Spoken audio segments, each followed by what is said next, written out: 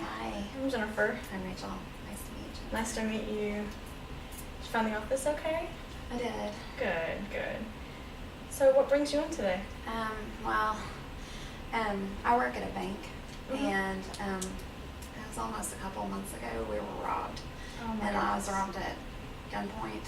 Mm. And so it's been, like, I've been having a hard time, like, wanting to go to work in the first place. You know, it's very scary. But I'm in a financial position to where I have to go. you know. Right. So I can't really afford to quit my job. My husband said that I could, but I just, I'm scared to go, in. I don't want to go in. It just reminds me of that day. Right. That's absolutely understandable. How long ago did this happen? It was almost a couple of months ago. Almost a couple months. Yeah. And, I'm having, at first, I was just scared all the time, Right. But now it's getting to where, I'm angry, Right. I used to be, this really positive person, and I used to, look for the good in everybody. But ever since this happened, I've noticed that I'm really negative. Mm-hmm. I don't trust people like I used to. I don't Right. want to get out as much, or I'm having trouble sleeping. Mm-hmm. Sometimes I have nightmares about it. How many nights a week would you say that you have trouble sleeping? It varies. Sometimes it seems like I can't get a good night's sleep to save my life. Mm-hmm. And then other times, I may go a couple nights where it's okay. Right. But, sometimes I'm even scared to go to sleep because it's like, am I going to have one of those nights? And Right. I'm getting, irritable with my family members. And Is this the first time that you've talked to anybody about it since it happened 2 months ago? yeah. Well, I've talked to people at work about it, but that isn't very helpful because they're either in the same position that I am or they're kind of irritated with me, move on already, So. Right.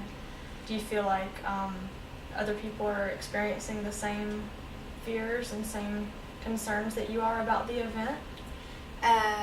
Some of them, and some of them, are taking it straight. Some people have been there forever and it's happened before and they just seem to be doing better with it than me. But not for you. Right. And, I know I am probably going to look for another job just because, I'm only a teller. It's not like I'm making a ton of money anyway. But, until then, I want to be able to function and get back to the Rachel that I used to be. Right. That's very important. And I know especially for you and your family, you probably want to fulfill those roles in the same way you fulfilled them before. Right. What are some things that you would like to see improve in your life? I'd like to be able to sleep better. I'd like to not be as scared in general. Obviously I'm scared of going into work, but I used to shop at Walmart all the time, because it was just so easy because, I could get whatever I need for the kids. Mm-hmm. But now I won't even go in there because there's a bank in there, or sometimes when I'm out in public, if I see somebody that physically reminds me of that person, I'll get really panicky and nervous, and I'll notice that I'm sweating a lot and just not want to be there. So I'd like to be able to get out, and not be as scared and not be as angry, kind of, be more positive like I used to be. Right.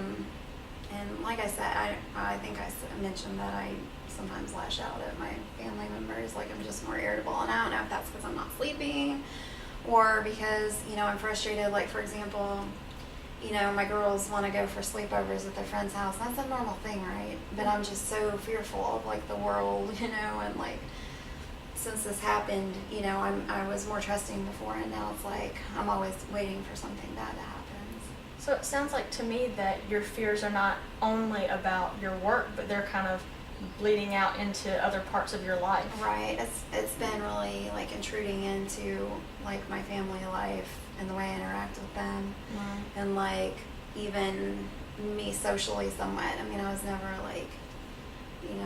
I was more social than I am now for sure, but I'm tired of being mad and I'm tired of being scared. Right. That's absolutely understandable. It sounds like you're such a lovely, positive person. I could see where that would be a big shift in your daily life and how you live. Thank you. So you said that you want to not be as angry and you want to not be as scared. When you feel feelings of the fear coming on, you said that you start sweating. What how do you act in those situations? Like, say you're at Walmart and you see the bank and you start to experience those instances of fear. What are your next steps right now? Like, say I'm in that situation, or like for the future, like to. Well, say you're at Walmart right now and you're experiencing that fear. How do you cope with that now? Well, I wouldn't go for one thing, but if I like couldn't avoid it at all, and I absolutely had to go there, which I've been making my husband go, you know, Right. in that circumstance, I would just feel like very panicky. I'd want to get in and get out, do what I have to do, but I'd be like, while I'm there, I notice that I like scan, like I'm always looking around, like, you know, making sure that I know what's going on, I know where the exits are, you know, I have a strategy, you know, for things like that. And that's much different than how you were before. Right. Before, I wouldn't have thought about it at all. I would have just gone in there and done my business and taken as much time as I need. And now it's like a very stressful thing, you know, that I avoid, you know, like I don't do it. What about when you go to work? Well, some days aren't as bad as others, but like I said, I've called in, like I've used all my leave and I've used all my sick days, so I don't have any left. And since I was the one that was robbed, my boss has been pretty, you know, I think he's kind of like scared to like do anything to me, you know. Right. But at the same time, you know, I know that I'm pushing my limits and I've got to get a handle on this if I want to keep working there. And again, you know, my husband said I could quit if I wanted to, but that's not feasible. I'm not willing to put that much stress on him. Well, I am appreciative of the fact that you've taken a huge first step in coming and talking to me, because I know how stressful and how scared and fearful you are having to handle this anyway. But I think this is a very important first step, and I think that you are hopeful. It sounds like to me that you can get a handle on it, and you're taking the steps to do so. So I just want to say thank you, and I'm appreciative and very happy that you're taking those steps. Thank you. Yeah, I feel like this man has taken enough of my life. You know, I'm seeing the impact that it's having on my kids and my husband and me, and it's just, I'm done with it. Do your children know what happened to you? Well, I've got older kids and younger kids. The older kids get it, and they understand kind of, you know, like they're even, you know, the oldest one has even told the youngest one, you know, hey, you know, go easy on mom, she's having a hard time, you know, but that's sweet. Yeah, but the youngest one has no comprehension of it, you know, nor do I want to, you know, really explain it. Right. So I guess, you know, one of the other questions that I want to ask you, and I don't mean to upset you by reliving this or putting you back in that place of fear, but I am interested to know, do you feel like when you look back on what happened that you would do anything any differently? I don't know that I could have done anything differently.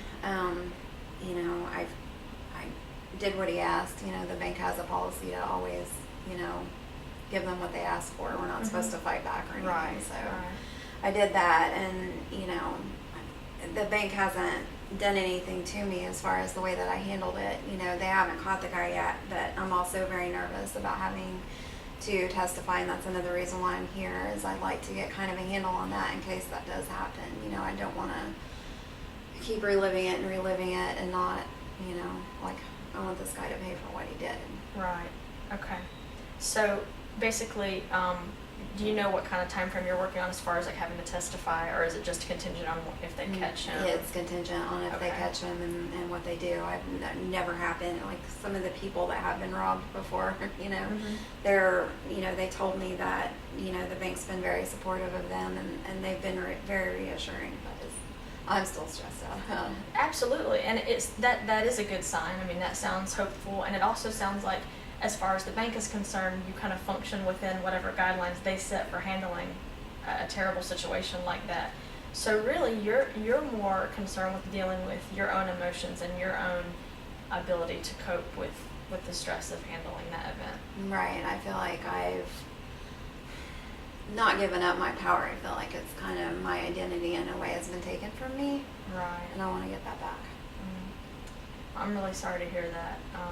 I know that can be a very life-altering, you know, thing to happen to somebody, and I know that there's a lot of stress and fear that you must be feeling.